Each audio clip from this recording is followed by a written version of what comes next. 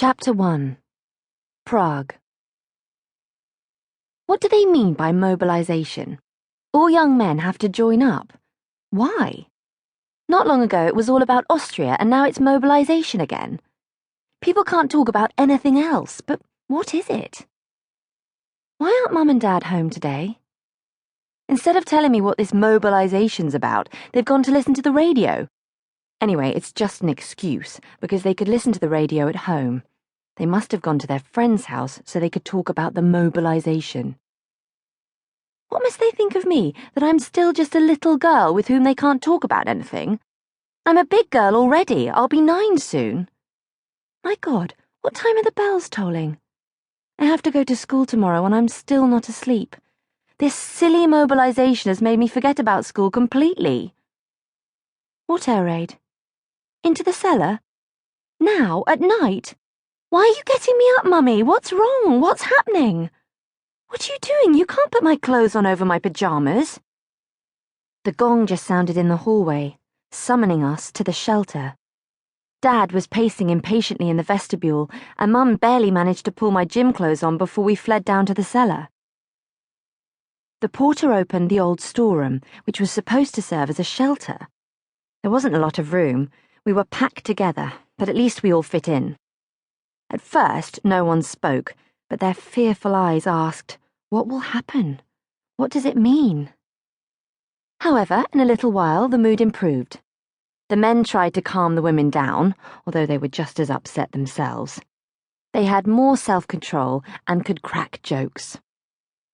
About a half hour later, the blare of the sirens announced the end of the air raid. Everyone went back to their flats. The parents of my friend invited us to spend the rest of the night at their house. They sent Eva and me to sleep. Our parents stayed in the other room, where they listened to the radio. Sleeping was out of the question. Why should we kids have to sleep when everyone else was up? And when we finally closed our eyes, the siren wailed again. It happened 3 more times that night, and each time we went to the shelter. We didn't sleep at all that night. We children couldn't wait till morning. We'd have so much to tell people at school. Maybe there wouldn't even be school. That would be brilliant. The grown-ups had other things to worry about, and so they weren't so happy when the siren went off. But fortunately, everything turned out okay. They were just false alarms, and there was no air raid. In the morning, I went to school. The classes weren't much use. All of us were excited and tired from the previous night. We told each other our nighttime adventures. There was stuff to talk about all day. After lunch, which wasn't much good, no one was in the right frame of mind to cook. The whole building met in the shelter again. This time, it wasn't because of an air raid, but so that we could clean up the shelter in case we had to spend another night in it. We threw out all the things that belonged in the rubbish. The women set to sweeping and scrubbing, while the men put together first aid kits and made a secret exit. The mothers made bunks for us using the goods lockers. Finally, everyone brought a suitcase with supplies down. We spent a bit of time chatting, and then everyone went home and waited anxiously to see what the night would bring.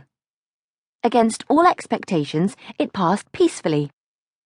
Despite that, Eva's father and mine decided that it was too dangerous to stay in Prague. That very afternoon, they went to find a suitable flat outside Prague where we could stay until the danger was past. They rented us 2 rooms in a small detached house in the village of Uvali. In the meantime, our mums packed up, and the next day, we left. When we saw that there was no danger threatening Prague, we returned home. In the meantime, our president, Eduard Benesch, had resigned, and Emil Harscher had taken his place. That was called the Second Republic. Then there was peace for a while, but not for long. One day, our new president was called to Berlin, where there were going to be discussions about the future of Czechoslovakia. There was great excitement everywhere in the country. People felt nothing good would come of this, and they were not mistaken. 15th of March, 1939.